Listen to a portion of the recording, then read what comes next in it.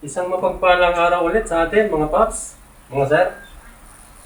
Ano nga ba ang tamang sukat ng abang para sa lababo? Ano nga ba ang mga tamang distansya nito? Ano nga ba ang mga tamang size na tubo na dapat gamitin natin?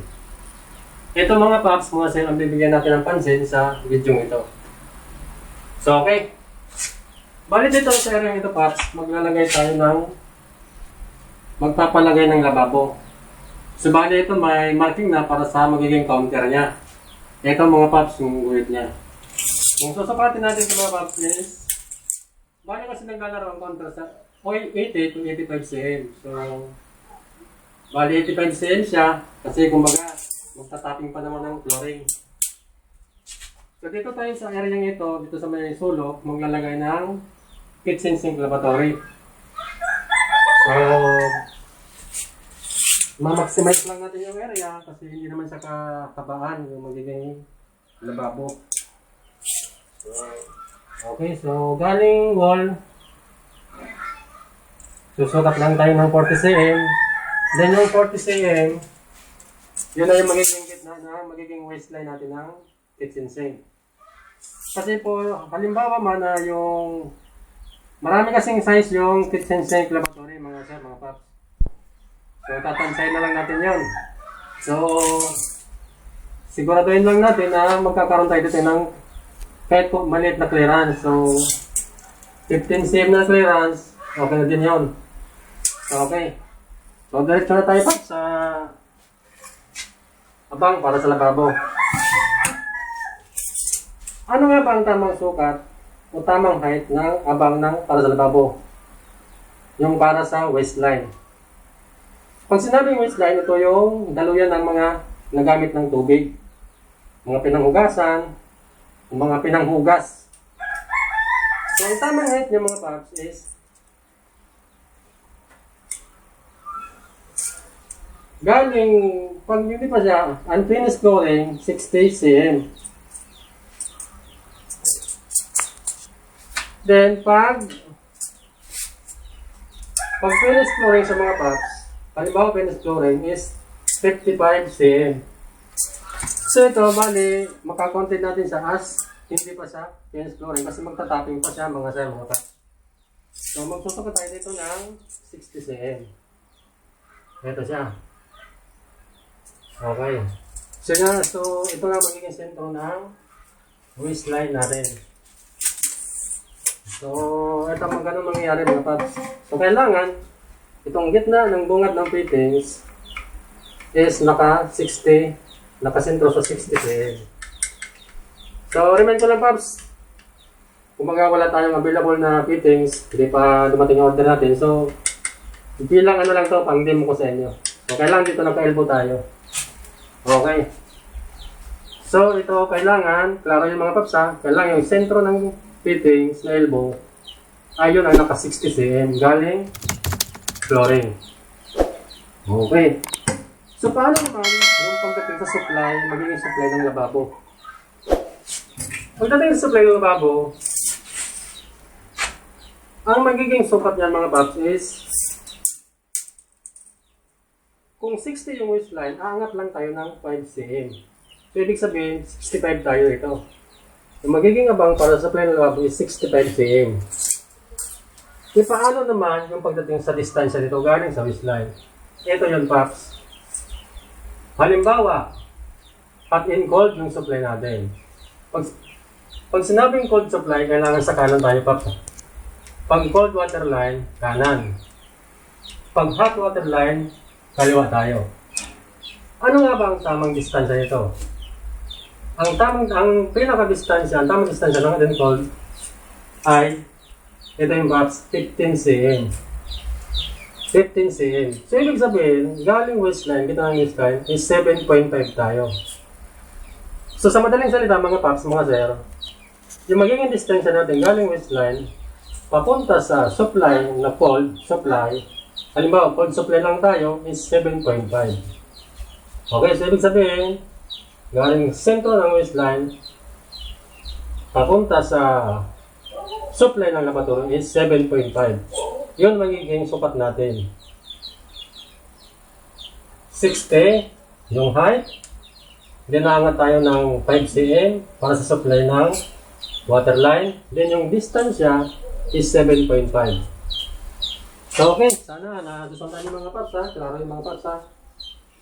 So sa ngayon paps is single lang na supply tayo. Cold supply lang tayo.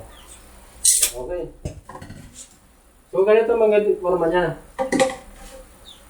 Ito paps para pang ano lang to ha. Para mas klaro lang sa inyo. So aangat siya ng 5 cm. Lagi nakaangat yung supply ng lababo sa baseline ng 5 cm. So ganyan mangyayari yan paps.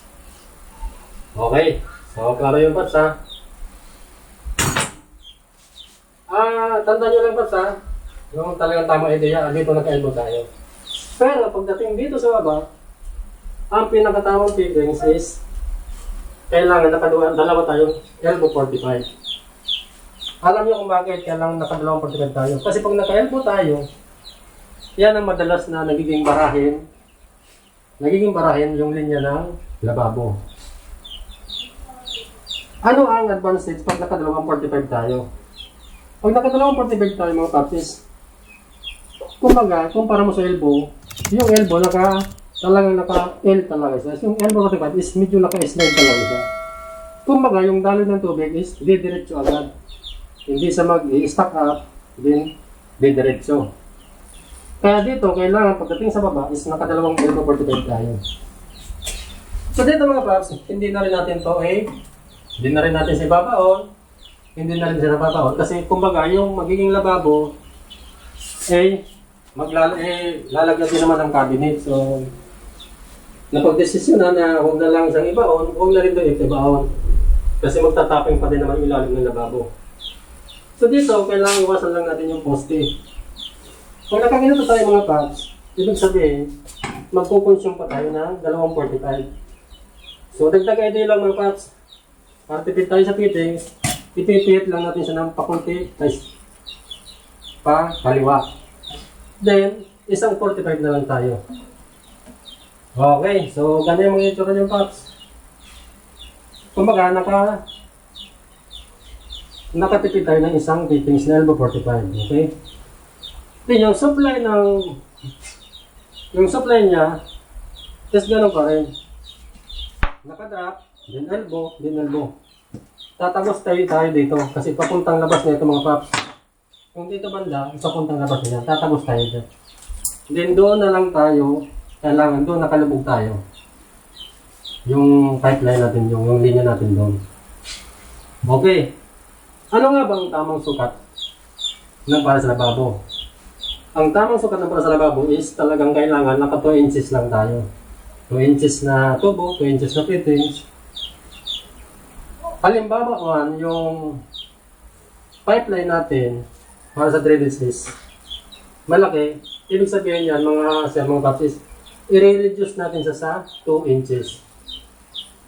Kasi pag sinabing lababo, hanggang 2 inches ang pinaka-proper na abang niya. Paano naman pag sa supply ng lababo?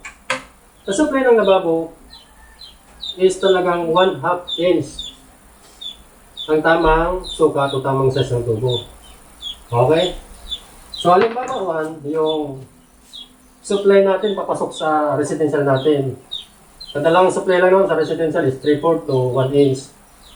Halimbawa man, 3/4, papasok ng bahay o 1 inch, ibig sabihin, i-reduce natin siya sa 1/2. Para pagdating sa mga supply ng gripo, supply ng edoro, kailangan naka 1/2 lang tayo. So, okay. So, sana klaro yun sa inyo mga paps ha. So, okay mga paps, hanggang dito na lang ang video ito. So, sana naibagi ko sa inyo yung buong detalye tungkol sa pag-abang ng para sa lababo. At kung bago ka lang dito sa channel ko, pag-click na rin ng subscribe button, isama mo na rin yung bell button para lagi kitang ma-update sa mga tips and ideas na mga i-upload ko pa. At paki-like na rin ang video ito. So, hopefully, makatulong ito sa inyo guys. Sa makadagdag idea. At kung may comment kayo guys, drop your comment na lang sa comment section at pag-usapan natin yan mga paps, mga sir. So, okay. So, gaya ng sinasabi ko, stay safe lang tayo and God bless.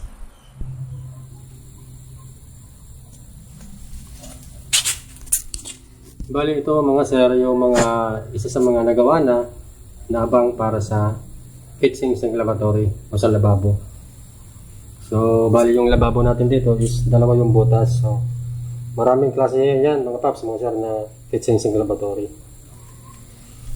So guys, so pinapakita ko lang sa inyo. So then next mga paps mga sir is yung pag-install naman ng mga fixtures nito. Mga fixtures nito, yung pagko-connect ng P-trap niya. Bali dual P-trap siya or naka-battle pin. Dual, mangyayari dito mga paps is yung pinakatamang fixture is dual battle trap. So maraming ano naman yan paps, mga paraan sa pagkabit ng P-trap. So yan ang gagawin naman natin mga paps ng video. So make sure lang na nakasubscribe kayo at na-hit nyo yung bell button para ma-update ka sa mga tips and ideas na i-upload ng channel natin.